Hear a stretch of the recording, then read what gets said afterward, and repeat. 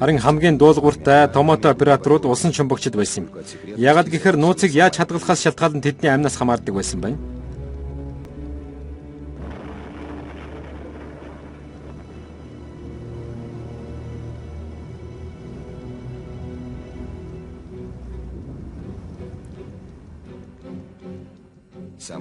Хамгийн аимшиггүй зөрчигчд бол Германы агаарын зэвсэгт хүчнийхэн байжээ. Энигма дээр ажиллаж байгаа энэ хэсгийн зургийг Дани үеэр Германы нэгэн нисгэгч сонирхогчийн камераар авсан юм. Энэхүү бичлэг Гестапогийн гарт орсон бол түүнийг болон энэ зурган дээр байгаа бүх хүмүүсийг ямар ч шүүх болон мөрдөн байцаалтгүй буудан цаазлах байлаа.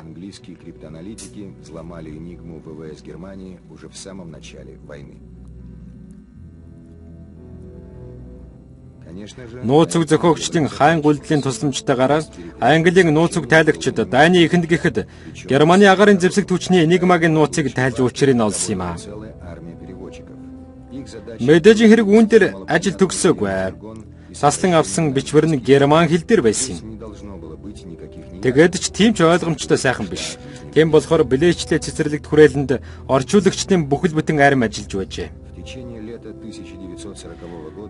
Эдгээр хүмүүсийн гол зорилго нь Германы ойлгомжгүй хар яриаг топ бөгөөд тодорхой англи хэл рүү шилжүүлэх явдал байлаа. Үүнд ямар ч ойлгомжгүй зүйл байж болохгүй байсан. Яагаад гэвэл үүнээс болж хүмүүсийн амьдрал шийдэгдэх ёстой байсан юм. 1940 оны зуны турш германчууд Английн нисэх буудал үйлдвэр болон хотуудыг бөмбөгддөг байжээ. Геринг Англиг нэг сарын дотор бууж өгнө гэж Гитлер дамсан. Гэвч сар өнгөрч харин Гитлерийн ширээн дээр бууж өгөх тухай мэдэгдэл байсангүй. Дайны үед ч гэсэн тасралтгүй хэвлэгддэг байсан Британий сонингууд зоригт залуу нисгэгчдийн тухай болон дайснуудыг устгасан тоо томшгүй олон гавьяануудын тухай нийтэлсээр байсан юм а. Гэвч нисгэгчдийн хүчин мөхсдөж байлаа.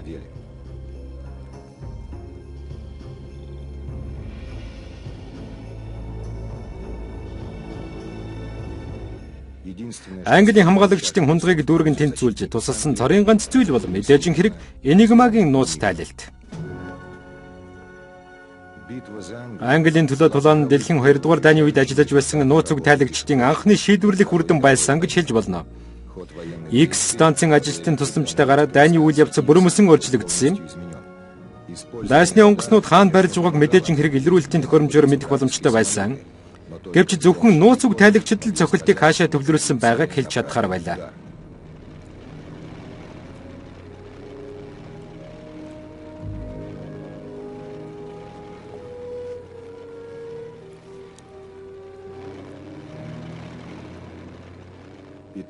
(1940 оны 9 дугаар сарын 15-ны өдөр. Люфтваффед энэ өдрийг бүргэдийн өдөр гэж нэрлэсэн юм. Хүчин мөксдөх үе эхэлж германчууд хүний болон техникийн томоохон хохирол амсаж байгаа нь ойлгомжтой боллоо. Арлын бөмбөгдөлт баг багаар багасж Английн төлөө тулааныг хожижээ.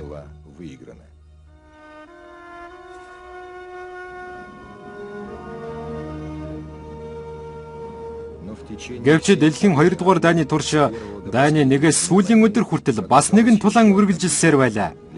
Их Британи болон Америкийн хувьд энэ дайны үед шийдвэрлэх тулаан байжээ. Тэр бол Атлантикийн төлөөх тулаан байлаа.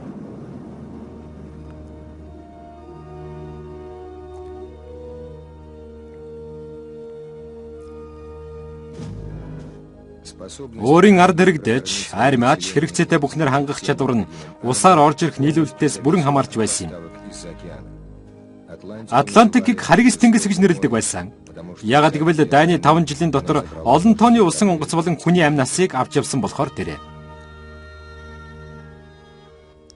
Америкийн бомбтуудаас гарахын өмнө хуурай ачааных болон газрын тос зөөх усан онгоцнууд 30-40-ороо цуваа болон бөөгнөрч байсан юм. Эдгээр цуваг замын эхний хэсэгт Америк, Канадын цэргийн усан онгоцнууд болон онгоцнууд дагдаг байлаа. Гэвч цэргийнхэн эргээд өөрийн бааз руугаа буцах цаг нь ирэх үед аз хүсгүй үднээс бүрээгээрээ дуурахаас өөр хийж чадах зүйл байсангүй. Их далайд худалдааны усан онгоцнууд ямар ч хамгаалалтгүй байсан юм а. Тэнгисийн дайчид.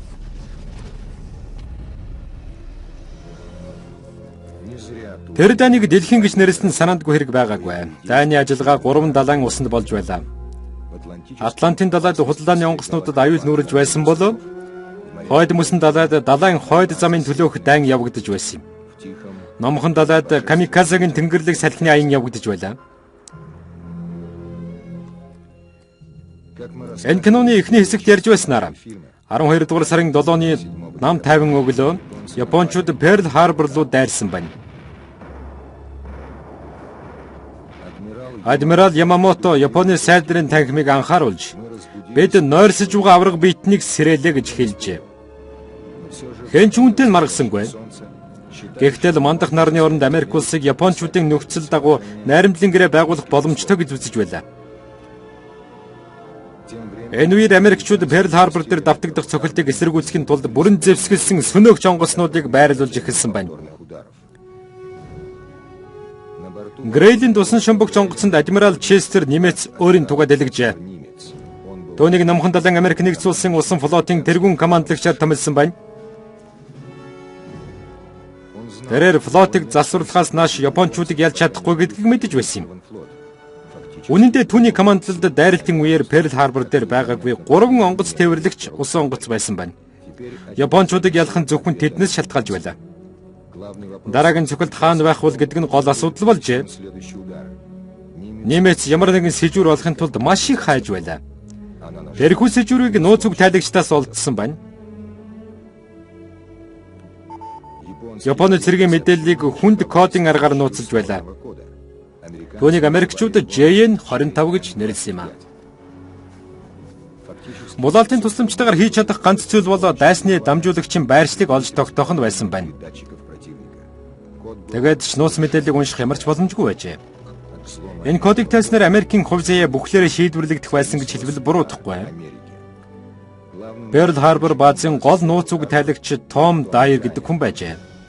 Дайрын гол санаа нь кодуудыг тааруулахгүй тулд тухайн үед дөнгөж шинэхэн тооцоолурын машин гаргаад байсан IBM машиныг ашиглахад байжээ. 1942 оны 4-р сарын эхэнд JN-25 төхөөрөмжөөр таслан авсан нууц мэдээллүүдийн тоо нэмэгдсэн байна.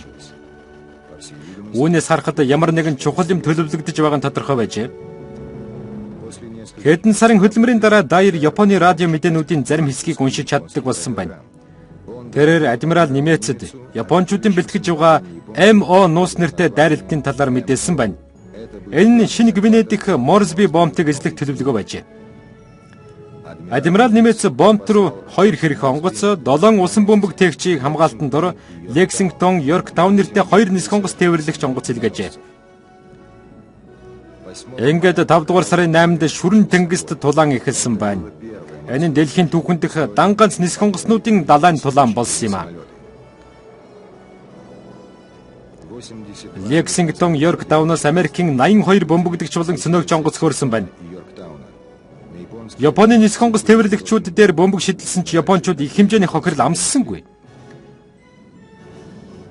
Японы дайралтын дүн нь Америкийн хөлөг онгоцнуудад хамаагүй хохирол ихтэй өнгөрсөн байна. Йорктауныг ганцхан бөмбөг олсон ч хүчтэй гал төмрийг дэгдээжээ. Лексингтон болохоор живсэн байна. Америкчуудын хохирол маш их байсан ч Морсби бомб руу дайрахаас бэлтгэсэн Япончуудын төлөвлөгөөг нурааж чадсан юм а. Зооны нууцуд.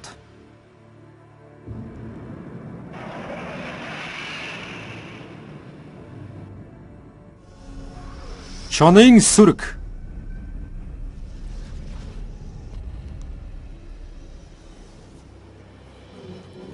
Дэлхийн нөгөө өнцөгт Атлантын далайд үйл явдал дээрхээс ялгаагүй эмгэнэлтэд өрнөж байлаа. Хойд Атлантад Германы усан флотод 100 гаруй усан шумбагч онгоц тоологдож байсан байна. Тэд Америкээс Европ руу явж байсан худалдааны суваануудыг нууцаар хүлээж, гэнт дайрч, хуурай ачаануудыг бөмбөгдөж байлаа. Дайны эхний жилүүдэд олон зуун хөлөг онгоц живсэн байна. Чонын сүрэг тактикийг Германы адмирал Карл Денис боловсруулжээ. Тус ажиллагааны амжилт нь 2 хүчин зүйлээс хамаарч байлаа. Нэгд, шумбагч онгоцнуудын үйл ажиллагааг Франц дахь нэгдсэн командлаас удирдах байх нь. Хоёрт, Энигмагийн бүрэн нууцлал байжээ. Дээрээс англичууд Германы командлын заварчилгааны нэг ч үгийг тайлж уншиж чадахгүй байхыг нууцг бүтээгчдээс шаарддаг байсан байна. Блэчлийн цэцэрлэг түрээлэнгийн нууц уг тайлагчдын хувьд Германы усан чумбагчдын харилцан мэдээллүүд нь тун хүнд ажил байжээ. Өндөр давталт радионы авыг хүлээн авагч хав дав шинэ бүтээл нэг хэсэгтээ байдлыг засч чадсан байна. Тус бүтээл нь усан чумбагчаас дамжуулсан радио тохиоллоор байршлын нарийн тогтоодог байжээ. Гэсэн чи германчуудын тухай мэддэг байсан байна. Тиймээс радио дамжуулалтыг барихаас өмнө радио дамжуулалтыг багасгажээ.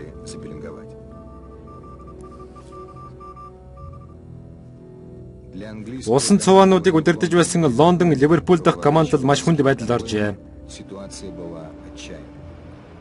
Усан чумбагчдаас зугдахын тулд тэд таамгаар хөдлөх өсвөр аргагүй болж харамсалтай ч дайрахтаа өөрсдийн байршлаа ил болгодог байсан чонын сүргийн дайралтал тэдний гол баримжаанд байсаар байлаа.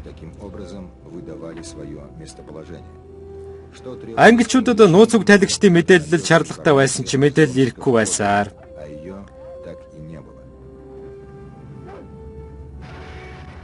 ингээд Английн нууц уг тайлагчид хан мөргөж байлаа. Усан энигмад өөр түлхүүр шаардлагатай байсан байна. Ийм түлхүүр 1941 онд гарч ирсэн юм. Атлантын төвд холбоотны усан онгоцсууд Германы Ю-110 усан чумбагч онгоцыг олзсон байна. Английн усан онгоцноос гүний бөмбөгнүүдийг буулгасан тул усан чумбагч усны гадарга дээр гарч ирэхээс аргагүй болжээ. Усан онгоцны багийнхан онгоцон дээрээ тесрэг бөмбөг байрлуулад өөрсдөө зугтсан байна. Гэвч тесрэг бөмбөг нь дэлбэрсэнгүй. Шумбагчийн тавцан дээр офицер Дэвид Бармин тэргүүтээ булан эзлэх баг буусан байна. Их Британий усан цэргийн хүчний офицер Дэвид Барм усан онгоцон дээр ослын гэрлэл асаалттай байсан. Бидний хувьд хамгийн чухал зүйл мэдээж энигма машин байсан бөгөөд бид тэрнийг олсон. Машин хааны дэргэдэг ширээнд хаддаастай байсан. Бид тэрнийг авч явсан юм. Машинд байсан баримтууд нь сүүлийн 7 дугаар сарын мэдээллүүдийн кодуудыг агуулж байжээ. Энэ нь Английн нууц уг тайлагчдад Германы мэдээллүүдийг уншихаас гадна Энигмагийн бүх 8 дискийн зураглалыг сэргээхэд тусалсан байна. Энэ нь тэр даруйд Атлантын далайн тулаанд үр нөлөөгөө үзүүлж эхэллээ. Ирэх сарууд нь Германы бүх усан шумбагч онгоцнуудыг мөн хангамжуудыг илрүүлж устгах чадсан байна. Мэхлэлт Перл Харбор баазын нууц уг тайлагчдын багийнхан Хайпл нууц нэртэй байсан юм а. Ийм баг байдаг тухай сайтар нууцлсан байлаа. Багийн удирдагч Жой Рачфорд мэдээлэл олохын тулд өдөр шинэгүй ажиллаж байлаа. 5 дугаар сарын эхэнд Япончуудын AF нууц нэртэй усан цэргийн ажиллагаа явуулах тухай төлөвлөгөөний баримтуудыг нэгтгэж эхэлсэн байна. Хамгийн гол нь энэ ажиллагаа хаашаа чиглэсэн байв. Рачфорд AF гэдэг нь Midway арал гэж таамаглажээ. Тэрээр өөрийнхөө таамаглалыг батлах нэгэн арга олсон байна. Midway арал дээр цэвэр усны их усүр байдаггүй байсан юм. Тентхэн амьдрал ус цэвэршүүлэлтээс бүрэн шалтгаалж байжээ. Рачфорд Midway арлаас цэвэр усны дутагдлалд орсон бөгөөд ус зөөвөрлөгчөөр ус авчрахыг хүссэн мэдээлэл илгээхийг санал болгосон байна. 2 өдрийн дараа AF-д цэвэр усны асуудал гарлаа гэсэн Япончуудын мэдээллийг таслан авчээ. Энэ бол авах шаардлагатай байсан баталгаа мөн байлаа. Гайхалтай төлөвлөгдсөн худал мэдээний дараа Midway цэргийн ангийг дайны бэлэн байдалд оруулсан байна. Туршуулан нисэх онгоцнууд Midway чиглэн явж байсан Японы 4 нисэх онгоцын үрлэгчийг илрүүлжээ. Энэ нь цохилтын гол анги байсан эргэлзээгүй. Бөмбөгдөгч онгоцнууд хөөрөнгүүт Midway дээгүүр Японы онгоцнуудын эхний давлгаа гарч ирсэн байна. Тухайн үед Голливуудын найруулагч Джон Форд Америк нэгдсэн улсын армийн бичлэгийг хийж байсан байна. Энэхүү зурагнуудыг дайснуудын дайралт эхлүүлсэн тэр мөчөд авч эхэлсэн байна. Японы туршлагатай нисгэгчид агаарын тулаанд Америк нэгдсэн улсын нисэх хүчний олон тооны сөнөөгч онгоцыг устгасан байна. Японы нисэх хүчин бүх арлын дээгүүр агаарын бүсийг хяналтанд авсан байлаа. Японы бөмбөгдөгчид дайралтын дараа онгоц тээвэрлэгчид дээрээ буцах үед Америкчууд Enterprise, Hornet-с өөрсдийн онгоцуудаа хөөргсөн байна. Тэд 200 милийн хол байралтай дайсны тээвэрлэгч онгоцнуудад хүрэх ёстой байжээ. Нисэх онгоцны сарвчанд 15 пуужин тээвэрлэгч онгоц байсан байна. Тэдгээр онгоцнууд маш их хуучирсан байсан бөгөөд тэдний нисэгчид нь өөрсдийгөө олшуулгын ёслолын баг гэж хүртэл нэрлэдэг байсан байна. Тэдгээрийг бүгдийг бөмбөгдөлтийн байнд хүрэхээс өмнө сөнөөсөн байна. Гэсэн ч Америкчууд дайснуудын усан баазууд дээр хүрч чаджээ. Enterprise-аас хөрсөн тэргүүний бөмбөгдөгч онгоцнууд бүх хурдаараа эргэлт хийж байгаа нисэх онгоц тээвэрлэгчийг олж харсан байна. Энэ бол хувь тохиол. Онгоцнууд довтлогоонд бэлтгэсэн байна. Эхний бөмбөг 10 цаг 26 минутанд унлаа. Сүүлийнх нь 10 цаг 30 минутанд. Энэ 4 минутын дотор Японы 4 нисэх онгоц тээвэрлэгч бөмбөгөнд өртөж гал төмөр давтжээ. Тэд бүгд удалгүй живсэн байна. Медвен тулаан, номхон далайн тулаанд эргэлт болжээ. Хүчний тэнцвэрийг өөрийн талд огцом эргүүлсэн ийм тохиолдол урд өмнө ямар ч дайны түүхэнд гарч байгаагүй билээ.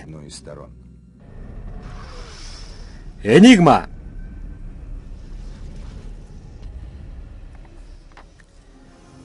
Германы олзлогдсон Ю-110 шумбагч онгоцны мэдээ хоцрогдсны дараа германчуудын усан шумбагчид дахин далайд ноёрхох болжээ. Холбоотны нууц уг тайлагчид Германы усан цэргийн флотын Энигмагийн дискний түлхүүрийг дахин ашиглаж чадахгүй болсон байна. Германы усан шумбагчид худалдааны олон тонны усан онгоцыг живүүлсээр байлаа. Германы дайны түүхэнд энэ үеийг 2 дахь азтай үе гэж нэрлсэн байдаг.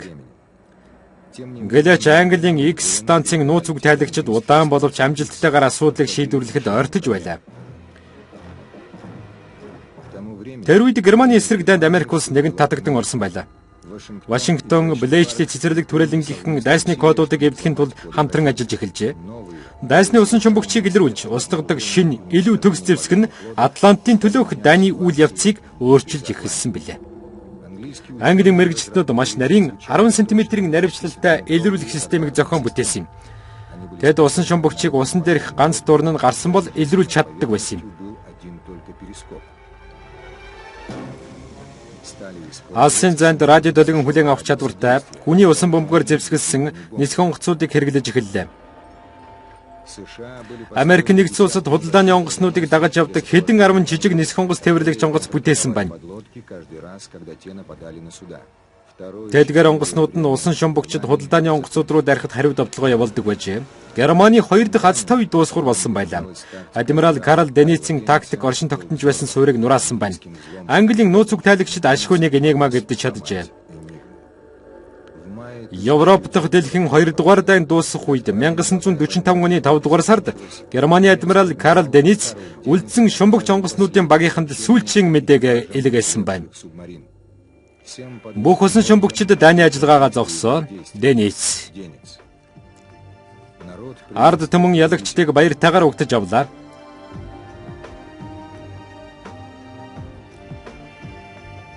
Тэдэнгүүгээр дайн ийм амжилттай өндөрлөж чадахгүй байсан. Америк, Английн нууц уг тайлах албаны хүмүүсийн тухайд гэвэл зүй ёсны хүндэтгэлээ авахын тулд тэд олон жил хүлээх болсон юм аа. Бид хүн төрлөختний мандалтын үед эхэлж өнөөдөр хүртэл үргэлжилж байгаа хамгийн нууцлагдмал код нууц үгний дайны түүхийн хэсгээс анх удаага эйхүү танилцууллаа. Орчуулсан мөрөн, тайлбарыг уншсан Мия Гомбо, дууны найруулагч Инх мөрөн, Сансар телевизийн дуу бичлэгэн студи 2007 он.